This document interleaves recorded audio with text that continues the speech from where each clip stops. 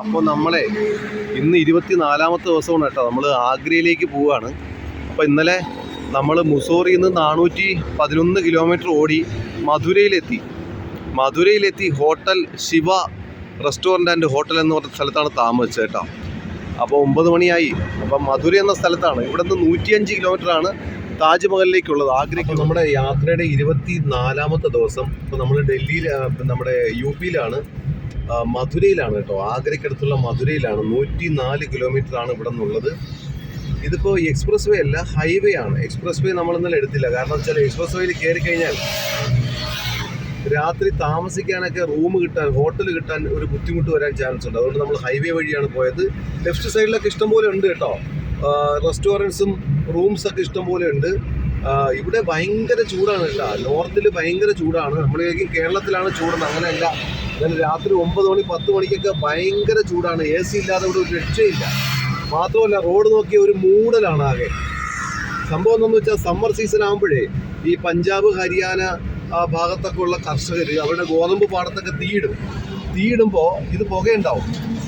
പുകയടിച്ച് ഇതെല്ലാം കൂടെ വന്ന് ഡൽഹി ഈ ഭാഗത്താണ് കിടന്ന് കറങ്ങുന്നത്. അങ്ങനെയാണ് ഈ പുക വരുന്നത് കേട്ടോ. നമുക്ക് ഡൽഹിയിൽ നിന്ന് 2 വഴിയുണ്ട് കേട്ടോ. ഒന്ന് ഡൽഹി ആഗ്ര എക്സ്പ്രസ് വേ, അത് 125 കിലോമീറ്റർ ആണെന്ന് തോന്നുന്നു. അതുപോലെ തന്നെ ഇത് കണക്ക് ഹൈവേയും ഉണ്ട്. ഒറ്റ വ്യത്യാസം എന്ന് പറഞ്ഞാൽ ഈ ഹൈവേ സൂപ്പർ ആയിട്ടാ. 6 വരി പാതയാണേ, അടിപൊളിയാണ്. തിരക്ക് ഇവിടെ ആയിട്ടില്ല. കുറച്ച് പണി ഇപ്പോൾ 7:20 ആയിട്ടുള്ളൂ. അതുകൊണ്ടാണ് ഈ തിരക്ക് കുറവ്. കുറച്ച് കഴിഞ്ഞാൽ ഇവിടെ അങ്ങ് അടിപൊളി തിരക്കാവും. പക്ഷെ വ്യത്യാസം എന്ന് പറയുന്നത് ഇവിടെ ഈ ഹൈവേയിൽ കൂടെ എല്ലാ വണ്ടികളും ഓടിക്കാം. ഓട്ടോ ഓടിക്കാം, 2 വീലർ ഓടിക്കാം, ബസ്, കാറ്, ലോറി എല്ലാം, കാളവണ്ടി, കുതിരവണ്ടി ഒക്കെ ഇതിനകത്ത് ഓടിക്കാം. പക്ഷേ എക്സ്പ്രസ് വേയിൽ അത് പറ്റില്ല. ട്രക്കുകൾ, ബസ്സുകൾ, കാറുകൾ ഇതൊക്കെ പറ്റുള്ളൂ. കാളവണ്ടി, കുതിരവണ്ടി, ഓട്ടോറിക്ഷ, 2 വീലർ ഒന്നും പറ്റത്തില്ല. റോഡ് സൂപ്പറാണ്. പക്ഷേ ഇത് തിരക്ക് കൂടുതലാണ്, മറ്റത് തിരക്ക് കുറവാണ്. അതിന് ടോള് കൂടുതലാണ്. ഇതിന് ടോൾ ഇതുവരെ ഒന്നും ആയിട്ടില്ല. ഇനി ആഗ്രയ്ക്ക് 75 കിലോമീറ്റർ അടുത്ത് ഉണ്ടാവും. ഈ ട്രക്കുകാരിങ്ങനെ ഫ്രണ്ടിൽ കൂടെ കയറി ഓടും. അങ്ങോട്ടും പോകാൻ പറ്റില്ല, ഇങ്ങോട്ടും പോകാൻ പറ്റില്ല.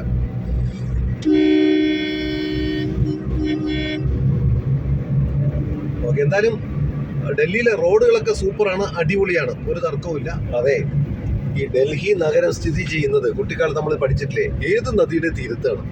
അപ്പോൾ യമുന നദിയുടെ തീരത്താണ് ഡൽഹി നഗരം ഉള്ളത്. അതുപോലെ യമുന നദിയുടെ തീരത്താണ് പിന്നെ നമ്മുടെ ഈ താജ്മഹൽ ഉള്ളത്. താജ്മഹൽ എന്ന് പറയുന്ന യമുന നദിയുടെ തീരത്ത് തൻ്റെ പ്രിയപത്നിയായ മുംതാസ് മഹലിന് വേണ്ടി ഷാജഹാൻ നിർമ്മിച്ചതാണ് താജ്മഹൽ. അതുപോലെ ആഗ്ര ഫോർട്ട് തൊട്ടടുത്ത് ആഗ്ര ഫോർട്ടുണ്ട്, അത് യമുന നദിയുടെ തീരത്താണ്. പിന്നെ മാത്രമല്ല ശ്രീകൃഷ്ണൻ കാളിയമർദ്ദനം നടത്തിയ എന്ന് പറയപ്പെടുന്ന യമുന നദിയിലാണ് അല്ലേ. അപ്പോൾ നമ്മൾ എത്ര നദി കണ്ടു എന്ന് ചോദിച്ചാൽ, കൃഷ്ണ, കാവേരി, പിന്നെ തുംഗഭദ്ര, പിന്നെന്താണ് ഗോദാവരി, ഗംഗ, യമുന, അതുപോലെ തീസ്ത നദി, പിന്നെന്താണ് മഹാനദി, അളകനന്ദ, മന്ദാകിനി, പിണ്ടാർ നദി, ഭാഗീരഥി. അങ്ങനെ നമ്മൾ ഇന്ത്യയിലെ ഒട്ടുമിക്ക നദികളും കണ്ടിട്ടുണ്ട് കേട്ടോ. അതൊരു വലിയ ഭാഗ്യമാണ്. ശ്രീകൃഷ്ണ ജന്മഭൂമി. ഓക്കെ, ഇവിടെ നിന്ന് ലെഫ്റ്റാണ്. നമുക്ക് ഇവിടെ പോയിട്ട് തിരിച്ചു വരാം. താജ്മഹൽ കണ്ടിട്ട് തിരിച്ചു വരാം. എന്തായാലും ഇതൊരു വന്ന സ്ഥിതിക്ക് അത് കാണണം. ഓക്കെ, ഇവിടെ ഈ ആളുകളൊക്കെ ഈ നമ്മുടെ ഇതുണ്ടല്ലോ പിക്കപ്പ് വാനിലൊക്കെ നിന്ന് പോകാറുണ്ട് കേട്ടോ. ഇതാ കണ്ടോ, ഓട്ടോയൊക്കെ ഫുള്ളാണ്. ഫ്രണ്ട് സീറ്റിൽ തന്നെ ഒന്ന് നോക്കിയാട്ടോ, ഫ്രണ്ട് സീറ്റിൽ തന്നെ 3 പേരുണ്ട്. ബാക്കിലും അതുപോലെ ഉണ്ട്. ഇത് ഇങ്ങനെ പോകണ്ട. പിന്നെ ഇവിടുത്തെ കെട്ടിടങ്ങളുടെ പ്രത്യേകത, പുറഭാഗം തേക്കാറില്ല കേട്ടോ, പ്ലാസ്റ്റർ ചെയ്യാറില്ല. ഇഷ്ടിക അങ്ങനെ തന്നെ കാണുകയാണ് കേട്ടോ. ഇവിടെ നഗരങ്ങളിലുള്ള കെട്ടിടങ്ങളിൽ പോലും അങ്ങനെ തന്നെ കാണുകയാണ്.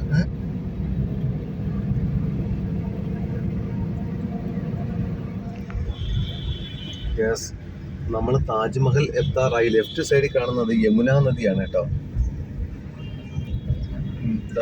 യമുന നദിയിൽ വെള്ളമൊന്നുമില്ല. വെള്ളമില്ലാന്ന് മാത്രമല്ല, പരമകഷ്ടം, ദയനീയമായി കിടക്കേണ്ട. ചപ്പും ചവറൊക്കെ ഇട്ട് വളരെ മലിനമായിട്ടുണ്ടേ. ഇവിടുത്തെ കെട്ടിടങ്ങൾക്ക് ചുമന്ന പെയിന്റ് അടിച്ചിരിക്കുക കേട്ടോ. എല്ലാ കെട്ടിടങ്ങൾക്കും ചുമന്ന പെയിന്റാണ്.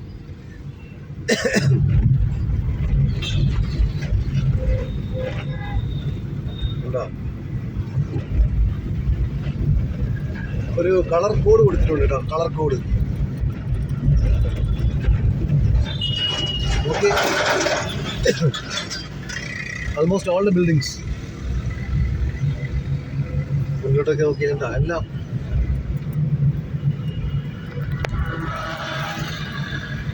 അത് നല്ലതാട്ടോ, ഒരു കളർ തീം നമ്മളെ യൂണിഫോം ഒക്കെ പോലെ കളർ കോഡ് നല്ല രസമുണ്ട് അല്ലേ? യെസ്. ഭയങ്കര തിരക്കാണ് കേട്ടോ ഇവിടുന്ന്. നമ്മൾ ഹൈവേ നീങ്ങി ആഗ്ര റോഡിലേക്ക് മാറിയപ്പോഴേ ഭയങ്കര തിരക്കാണ്. ഇപ്പോൾ ഇതാണ് തിരക്ക്, കുറച്ച് കഴിഞ്ഞാൽ എന്തായിരിക്കും അവസ്ഥ എന്നാണ് ഞാൻ ആലോചിക്കുന്നത്. യമുനാ നദിയുടെ കിടപ്പ് കണ്ടിട്ടേ സങ്കടം തോന്നുന്നുണ്ട്. നോക്കട്ടെ, കുറച്ചുകൂടെ കഴിഞ്ഞിട്ട് അങ്ങോട്ടും ഇങ്ങോട്ടൊക്കെ നോക്കാം. Taj Mahal 2.5 kilometres west gate. Taj Mahal നേരെയാണ് പോകുന്നത്. ഒരു ട്രെയിൻ പോകുന്നുണ്ട്, മുകളിൽ കൂടെ ഒരു പാലത്തിലൂടെ ട്രെയിൻ പോകുന്നുണ്ട്.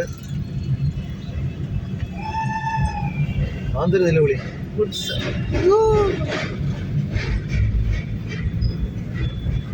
ആഗ്ര ഫോർട്ടാണോ അത്? ആഗ്ര ഫോർട്ടാണോ? ആണ്, ആഗ്ര ഫോർട്ടാണ്. അടിപൊളി. എന്താ റെഡ് സാൻഡ് സ്റ്റോൺ, ഇതൊക്കെ നമ്മള് അന്ന് അടിപൊളി വയറ് നിറച്ച് കണ്ടതാ. സൂപ്പറാ, വീട്ടിലാണ്. അപ്പൊ ഈ തീമാണ് മൊത്തത്തിൽ ടൗണിന് കൊടുത്തിരിക്കുന്നത് കേട്ടോ. അതാണ് വേണ്ടത് ശരിക്കും. യൂറോപ്യൻ നഗരങ്ങളൊക്കെ അങ്ങനെയാണ് പലപ്പോഴും ഡിസൈൻ ചെയ്തിട്ട് കണ്ടിട്ടുള്ളത് കേട്ടോ. ഒരു കളർ കോഡ്. നമ്മള് താജ്മഹൽ നേരെ, ആഗ്ര ഫോർട്ട് കിടക്കുന്ന കിടപ്പ് കണ്ടാ എന്ത് വലിപ്പമല്ലേ. അപ്പൊ ആഗ്ര ഫോർട്ട് നമ്മൾ 2ാം തവണയാണ് കാണുന്നത്. ഈ ആഗ്ര ഫോർട്ടിൽ നിന്ന് മുകളിൽ നിന്ന് കഴിഞ്ഞാൽ ഷാജഹാന് ഇവിടെ താജ്മഹൽ കാണാമായിരുന്നു. ഇവിടെ നിന്ന് റൈറ്റ് പോകണം. ഒരു കുട്ടിയെ കൊണ്ട് തെരുവ് അഭ്യാസം ചെയ്യുന്നുണ്ട, ഞാൻ അൽമയെ കൽപ്പിക്കണ്ട. സ്കൂളിൽ പോകേണ്ട പരുവത്തിലേ എന്ത് കഷ്ടമാണ് നോക്കണേ. പ്രാകൃതമായ സംഭവങ്ങൾ സ്കൂളിൽ പോയി പഠിക്കേണ്ട ഒരു കുട്ടിയെ കൊണ്ട് ചെയ്യിക്കുന്ന വേലകളുണ്ട, കഷ്ടം.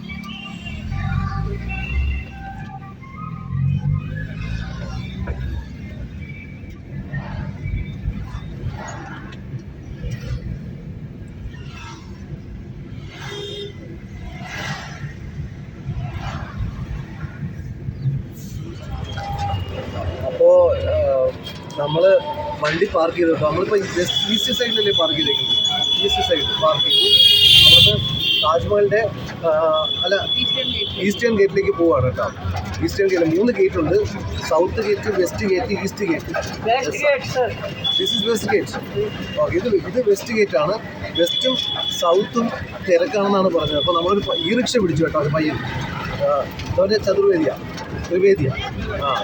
അപ്പോൾ അവൻ്റെ റിക്ഷ പിടിച്ചു. അവൻ നമ്മളെ ഈസ്റ്റ് ഗേറ്റിലേക്ക് കൊണ്ടുപോകണം. ഈസ്റ്റ് ഗേറ്റിൽ തിരക്കുണ്ടാവില്ല എന്നാണ് പറഞ്ഞത് കേട്ടോ. ഓക്കെ, അപ്പോൾ ഈ വെള്ളിയാഴ്ച താജ്മഹൽ അവധിയാണ്. അപ്പോൾ ഇന്ന് മൺഡേ ആണ് അല്ലേ, തിങ്കളാഴ്ചയാണ്. ഓൺലൈൻ ടിക്കറ്റ് എടുത്തിട്ടാണ്. ഒരാൾക്ക് 245 കുട്ടികൾക്ക് ടിക്കറ്റ് എടുക്കുക. കയറി ഒരു ക്യൂ ഉണ്ടായില്ല, വന്ന ഉടനെ അങ്ങ് കയറി. അടിപൊളിയായിരുന്നു കേട്ടോ. ഒരു തിരക്കുമില്ലാതെ നമ്മളങ്ങ് കയറി അകത്ത് കയറി. ഇനി വയറ് നിറച്ചെന്ന് കാണണം താജ്മഹൽ. കഴിഞ്ഞ തവണ വന്നപ്പോൾ ഒരുപാട് ബുദ്ധിമുട്ട് പോയിട്ടോ. അതുകൊണ്ട് അതെ, അന്ന് ഒരു പാച്ചിലായിരുന്നു. ഗേറ്റ് തുറന്ന ഉടനെ നമ്മൾ എടുത്തിയാടി ഓടുന്നു. നേരെ ഒന്ന് കാണാൻ പോലെ ഒരു ഗുണം ഉണ്ടായി കേട്ടോ. അലാറം വെച്ച് എണീറ്റ് 6 മണിക്ക് പുറപ്പെടണമെന്ന് വിചാരിച്ചാണ്. പക്ഷേ എങ്കിലും 7 മണിക്ക് പുറപ്പെടാൻ പറ്റി. 9 മണിക്ക് നമ്മൾ താജ്മഹലിലെത്തി. ഒന്നും കഴിച്ചിട്ടില്ല, കുഴപ്പമില്ല. 2 ബിസ്ക്കറ്റ് മാത്രമേ കഴിച്ചിട്ടുള്ളൂ. എന്നാലും സാരമില്ല, നമുക്ക് തിരക്കില്ല, അകത്ത് കയറാൻ പറ്റി. ഇനി നമ്മുടെ സമയമാണ്, സ്വസ്ഥമായിട്ട് കാണാൻ പറ്റും. എന്താണെന്നറിയോ, അടിപൊളിയാണേ. യെസ്,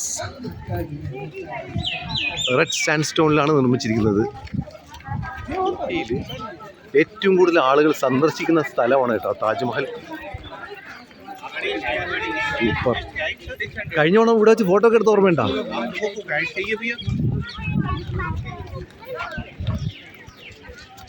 എന്താ ഭംഗി.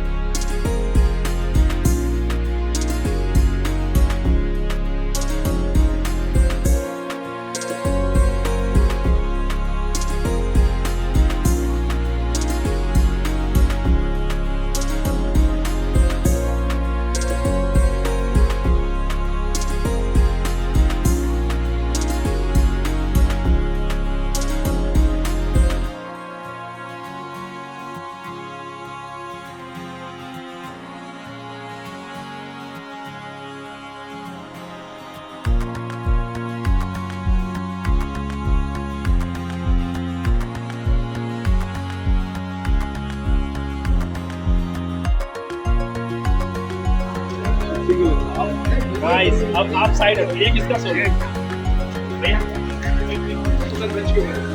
ഈ ചേട്ടൻ നമുക്ക് കുറേ ഫോട്ടോസൊക്കെ എടുത്തുണ്ട്. പൈസ ഉണ്ട് കേട്ടോ. ഒരു കോപ്പിക്ക് 30 രൂപയാണ് കേട്ടോ. അന്ന് ഇവർക്ക് നല്ല പോസൊക്കെ അറിയാം. അപ്പോൾ അതുകൊണ്ട് ഈ ബെഞ്ചിൽ ഇരുത്തിയിട്ടും കിടത്തിയിട്ടും നിർത്തിയിട്ടും ഒക്കെ പല രീതിയിൽ നമുക്ക് ഫോട്ടോ എടുത്ത് തരും കേട്ടോ. അങ്ങനെ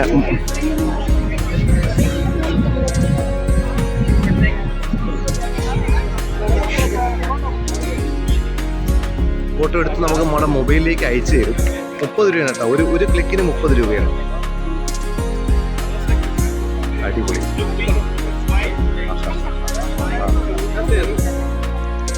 തിരക്ക് കാരണം കാണാൻ പറ്റുമെന്ന് പ്രതീക്ഷിച്ചതേ അല്ല കേട്ടോ. പക്ഷെ വളരെ കൂളായിട്ട് ബെസ്റ്റ് ടൈം. ഈ ഗേറ്റിനകത്തെ ഇതുപോലെയുള്ള സ്ട്രക്ചർ ഉണ്ട് കേട്ടോ. അടിപൊളി റെഡ് സാൻഡ് സ്റ്റോൺ ഉണ്ടാക്കി വെച്ചിരിക്കുന്നത്. ഇതുണ്ടോ? ഇവിടെ നമുക്ക് റെസ്റ്റ് ചെയ്യാം കേട്ടോ. ഇവിടെ ഇരുന്നു കൊണ്ട് താജ്മഹൽ, ഈ തണലത്തിരുന്ന് താജ്മഹൽ ഇങ്ങനെ കാണാം. അടിപൊളി. ഇന്നൊരു പ്രത്യേകതയുണ്ട്. അത് ഞാൻ ഇപ്പോഴാണ് അറിഞ്ഞത്. ഇന്ന് എൻ്റെ ബർത്ത്ഡേ ആയിരുന്നു കേട്ടോ. അതായത് ഒഫീഷ്യൽ ബർത്ത്ഡേ. പണ്ട് അങ്ങനെയാണല്ലോ, യഥാർത്ഥ ബർത്ത്ഡേ വേറെ, ഒഫീഷ്യൽ ബർത്ത്ഡേ വേറെ. അപ്പോൾ എൻ്റെ ഒഫീഷ്യൽ ബർത്ത്ഡേ എനിക്ക് താജ്മഹൽ വെച്ച് സെലിബ്രേറ്റ് ചെയ്യാൻ പറ്റി കേട്ടോ. അപ്പോൾ ഇത് 1631 ഈ താജ്മഹൽ കമ്മീഷൻ ചെയ്തത്, അതായത് നിർമ്മാണം പൂർത്തിയായത്. ഷാജഹാൻ ചക്രവർത്തി തൻ്റെ പ്രിയപ്പെട്ട പത്നിയായ മുംതാസ് മഹലിൻ്റെ ഓർമ്മയ്ക്ക് വേണ്ടി ഉത്തർപ്രദേശിലെ ആഗ്ര പട്ടണത്തിൽ യമുനാ നദിക്കരയിൽ വെണ്ണക്കല്ലിൽ തീർത്ത അതിമനോഹരമായ ശില്പമാണ് ഇന്നും ലോകാത്ഭുതങ്ങളിൽ ഒന്നായിട്ട്, സപ്ത അത്ഭുതങ്ങളിൽ ഒന്നായിട്ട് ഇപ്പോഴും ഇവിടെ നിൽക്കുകയാണ് കേട്ടോ. ഭയങ്കര സന്തോഷമുണ്ട്. അടിപൊളി.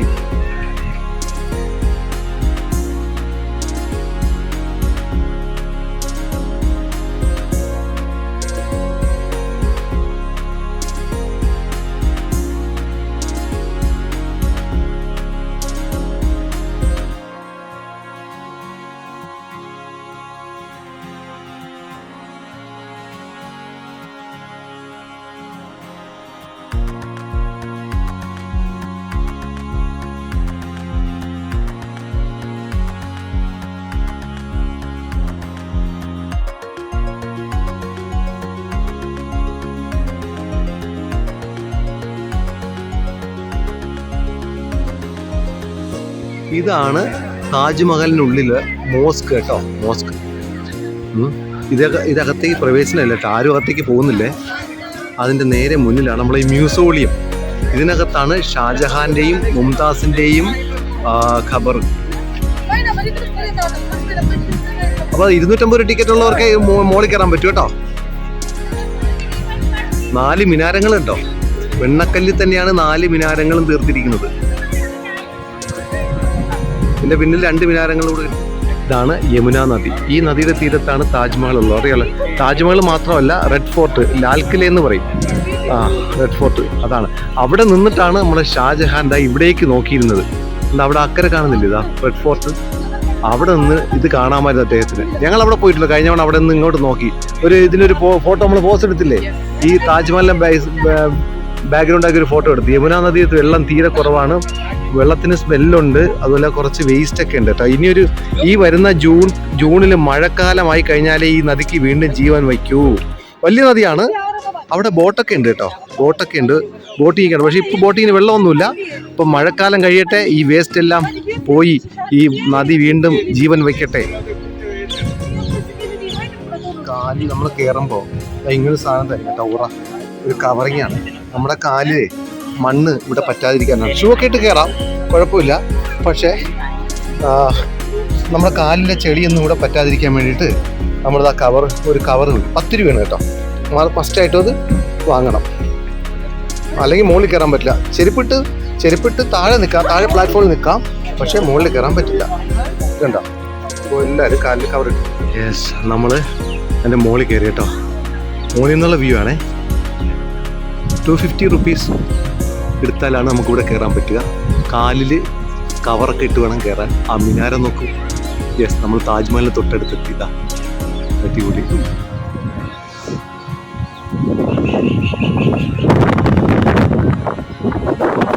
നല്ല വെയിലാണ് കേട്ടോ. രാവിലെ വന്നത് നന്നായി, ഉച്ചയ്ക്കൊക്കെ വന്നാൽ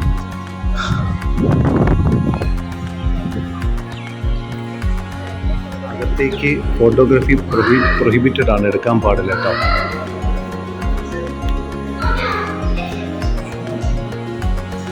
ഒരുപാട് ഫോറിനേഴ്സൊക്കെ വരുന്ന സ്ഥലമാണ് കേട്ടോ ഈ താജ്മഹൽ.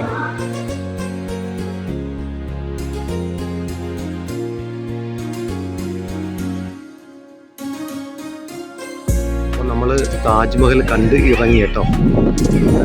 നല്ലൊരു എക്സ്പീരിയൻസ് ആണ് കേട്ടോ, അടിപൊളി എക്സ്പീരിയൻസ് ആണ്. പിന്നെ ഈ 3 തവണ കളറ് മാറും കേട്ടോ. അത് സൺറൈസ്, നൂൺ ടൈം, അതുപോലെ സൺസെറ്റ് ടൈമിലൊക്കെ താജ്മഹലിൻ്റെ കളറ് 3 വ്യത്യസ്ത കളറുകളാവും. കാരണം വൈറ്റ് മാർബിൾ അല്ലേ, അപ്പോൾ അതിൻ്റെ ഈ സൺലൈറ്റിൻ്റെ റിഫ്ലക്ഷൻ അനുസരിച്ച് കളറ് മാറും. വേൾഡ് ഹെറിറ്റേജ് സൈറ്റിൽ ഉൾപ്പെട്ട സ്ഥലമാണ് കേട്ടോ. വേൾഡ് ഹെറിറ്റേജ് സൈറ്റിൽ ഉൾപ്പെട്ട സ്ഥലമാണ് താജ്മഹൽ. ഒരു ഇന്ത്യക്കാരൻ ലൈഫിൽ മസ്റ്റായിട്ടും കണ്ടിരിക്കേണ്ട ഒരു മോണ്യുമെൻ്റ് ആണ് ഈ താജ്മഹൽ.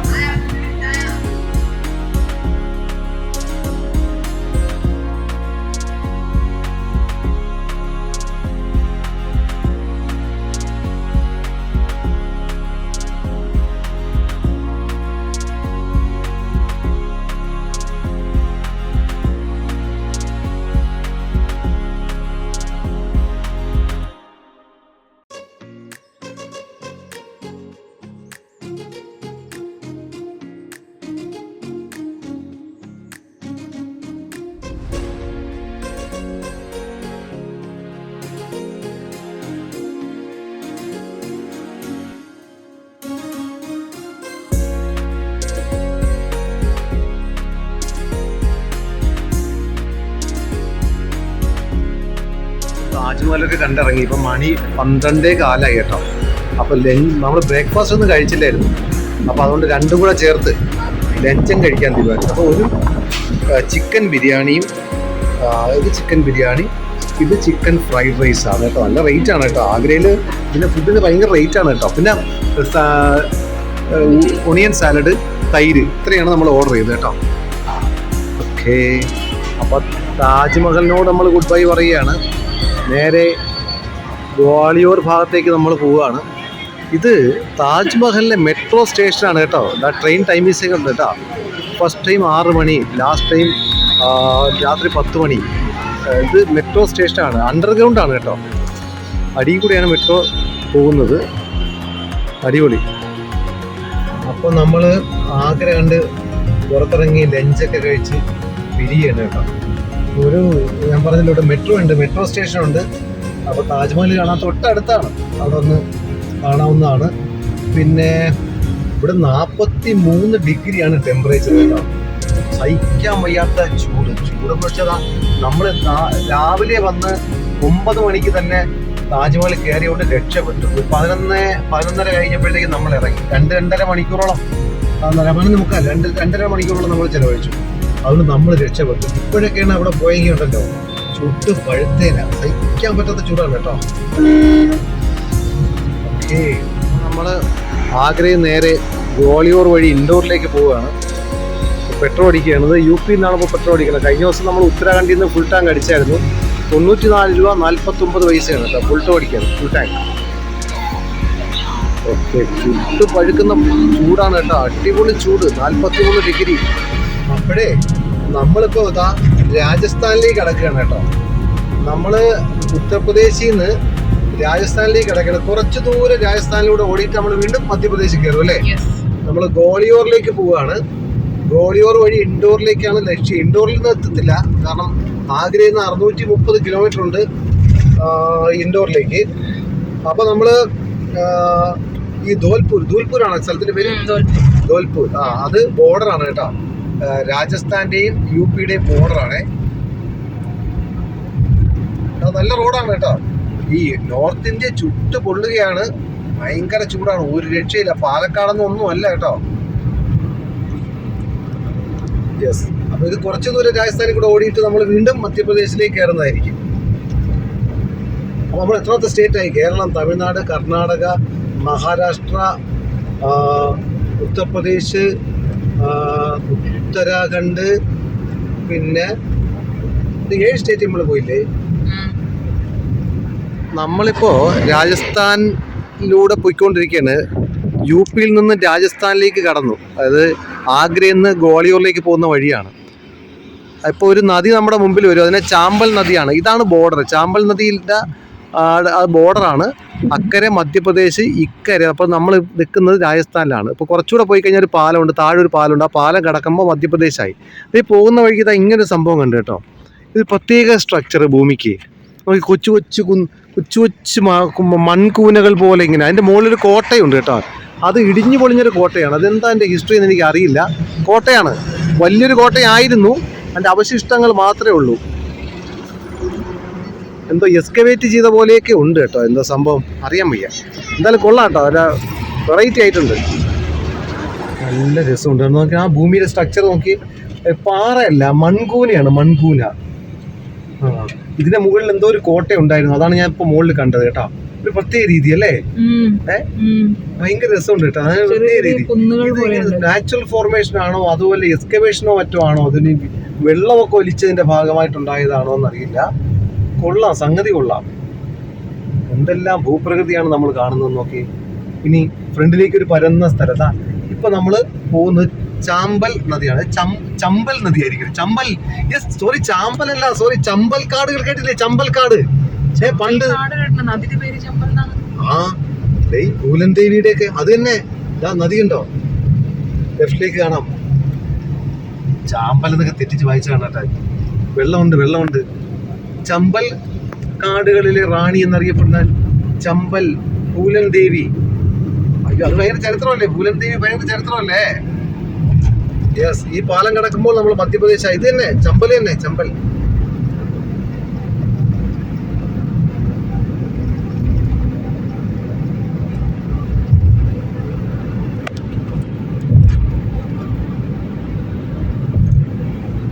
ചമ്പൽ കാടുകൾ.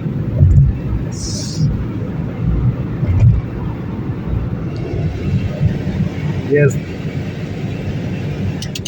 നമ്മുടെ ഞാൻ സിനിമയിൽ കണ്ടിട്ടുണ്ട്, ഈ പൂലൻ ദേവിയുടെ സിനിമയുണ്ട്. അതൊക്കെ ഇത്തരം ഭൂപ്രദേശങ്ങളിലാണ് ഷൂട്ട് ചെയ്തത്. ഇപ്പൊ എനിക്ക് ഓർമ്മ വന്നു.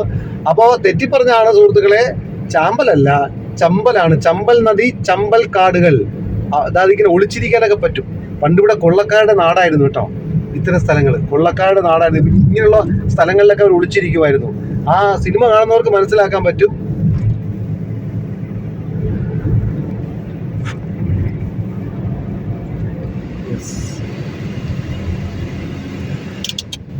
ഒരു കാലത്ത് ഇതൊക്കെ കൊള്ളക്കാരുടെ കേദാരമായിരുന്നു കേട്ടോ. പോലീസും കൊള്ളക്കാരും ചമ്പൽ കൊള്ളക്കാരും തമ്മിൽ നമ്മൾ കുട്ടിക്കാലത്ത്, എൻ്റെ കുട്ടിക്കാലത്തൊക്കെ ഒരുപാട് ഞാൻ വായിച്ചിട്ടുണ്ട്. പിന്നീട് അതിനുശേഷം പൂലൻ ദേവിയായി ഇവിടുത്തെ ചമ്പൽ കാടുകളുടെ റാണി എന്നാണ് അറിയപ്പെടുന്നത്. എന്നിട്ട് അവരെ ആക്രമിച്ച കുറേ ആളുകളുണ്ട്, അവരെയൊക്കെ ഇവർ കൊന്നൊടുക്കി. പിന്നീട് അവർ പാർലമെന്റ് മെമ്പറായി. അതിനുശേഷം അവരെ ഡൽഹിയിൽ വെച്ച് ഒരാൾ വെടിവെച്ച് കൊല്ലുകയാണ് ഉണ്ടായത്. ഒരു വല്ലാത്ത ഭൂപ്രദേശം അല്ലേ.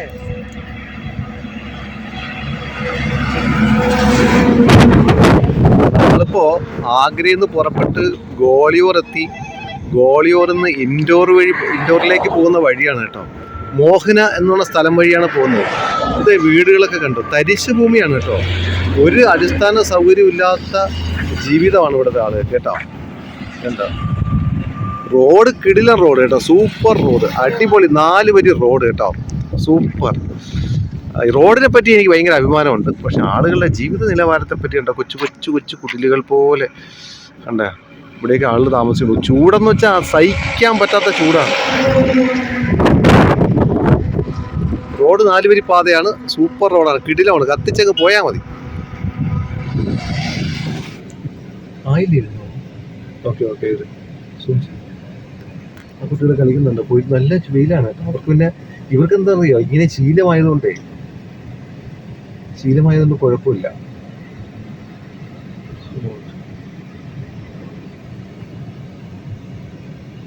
ചുച്ചു അത് എന്താ മുമ്പോട്ട് സൈഡ് കാണിച്ചു ഇവർക്ക് നല്ല ആരോഗ്യമുണ്ട് കേട്ടോ, പെട്ടെന്ന് അസുഖങ്ങളൊന്നും വരത്തില്ല. ഈ കാലാവസ്ഥയോട് മല്ലിട്ട് ജീവിക്കുന്നോണ്ടേ. അതുപോലെ ഇവിടെ വലിയ ആശുപത്രികളൊന്നും നമ്മൾ കണ്ടിട്ടേ ഇല്ല കേട്ടോ. അതിൻ്റെ ആവശ്യമില്ല. ഇവരങ്ങനെ എന്താണ് ആരോഗ്യകരമല്ലാത്ത ഭക്ഷണമൊന്നും കഴിക്കുന്നില്ല. ഭക്ഷണം കുറച്ചാണ് കഴിക്കുന്നത്. നന്നായി പണിയെടുക്കുന്നുണ്ട്. കൃഷിയിടങ്ങളാണ്. പിന്നെ മിക്ക വീട് കണ്ട ഓരോ പശുവൊക്കെ ഉണ്ട് കേട്ടോ. ഒരു പശുവൊക്കെ ഉണ്ട്. അത് കണ്ട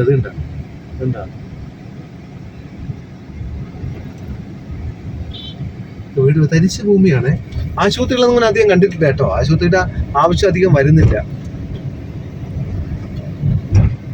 മധ്യപ്രദേശിൻ്റെ ഉൾപ്രദേശങ്ങളാണ് കേട്ടോ. റോഡ് സൂപ്പറാണ്, 4 വരിയാണ്. ഇതിപ്പോൾ നമ്മളൊരു തരിശ് ഭൂമിയാണ്. ഇവിടെ ആളുകളൊക്കെ താമസിക്കുന്നുണ്ട് കേട്ടോ. കൊടും ചൂടാണ്, വെള്ളമൊന്നുമില്ല കേട്ടോ. വെള്ളം എടുക്കാൻ വേണ്ടി അവരൊക്കെ ബക്കറ്റൊക്കെ എടുത്ത് പോവുകയാണ് കുറേ ആളുകൾ. ഒരു കുഴൽക്കിണറുണ്ട്, അവിടെ നിന്നാണ് എടുക്കുന്നത്. ഇവിടുത്തെ ആളുകൾ താമസിക്കുന്നുണ്ട് കേട്ടോ. കൊച്ചു കൊച്ചു വീടുകൾ കണ്ടോ. ഇവിടെ അടിസ്ഥാന സൗകര്യം ഒന്നും കാണുന്നില്ല.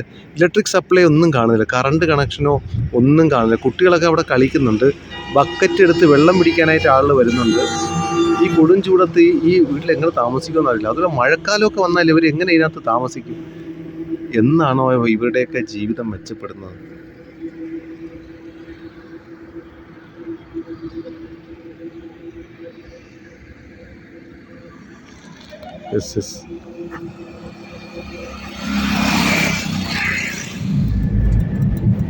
അതെ, റോഡ് കണ്ടോ, റോഡ്.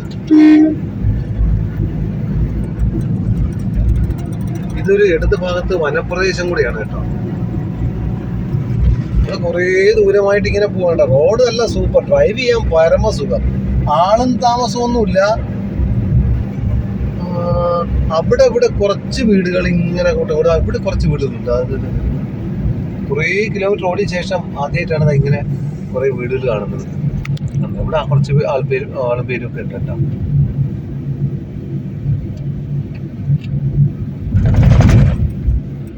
ഇനി ഇവിടെ വിട്ടാൽ കുറേ ദൂരം കഴിഞ്ഞേ ഉണ്ടാവുള്ളൂ.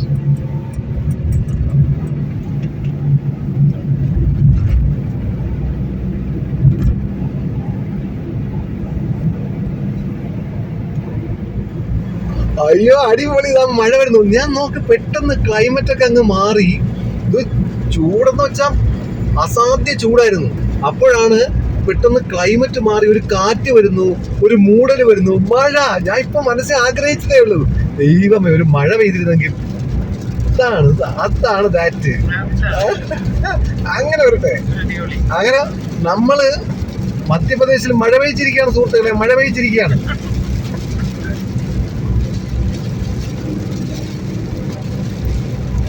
ഇത് അടിപൊളി കേട്ടോ. പക്ഷെ സംഭവം നമുക്ക് ശിവപുരി എന്നുള്ള സ്ഥലത്ത് ചെന്നാലേ എന്തെങ്കിലും ഹോട്ടലോ മറ്റോ കിട്ടുള്ളൂ. അതെനിക്ക് ഞാൻ മനസ്സിൽ ആഗ്രഹിച്ചതേ ഉള്ളൂ, പക്ഷെ നടക്കൂലെന്ന്. ആകാശം നല്ല ഭംഗിയുണ്ട് കേട്ടോ. ഇതൊരു ഫ്ലൈ ഓവറാണ്. നമ്മൾ കടന്നു വന്നത് ഒരു ഫോറസ്റ്റ് ഏരിയയാണ്. അപ്പൊ അതിന്റെ ഫോറസ്റ്റിന്റെ മുകളിൽ കൂടെ ഉള്ളൊരു ഫ്ലൈ ഓവറാണ്. 2 സൈഡും ബാരിക്കേഡ് വെച്ചിട്ടുണ്ട്. ബാമ്പു വെച്ചിട്ട് നെറ്റ് വെച്ച് ബാരിക്കേഡ് വെച്ചിരിക്കുകയാണ്. ഈ മൃഗങ്ങൾ റോഡിലേക്ക് ചാടാതിരിക്കാനാണ്.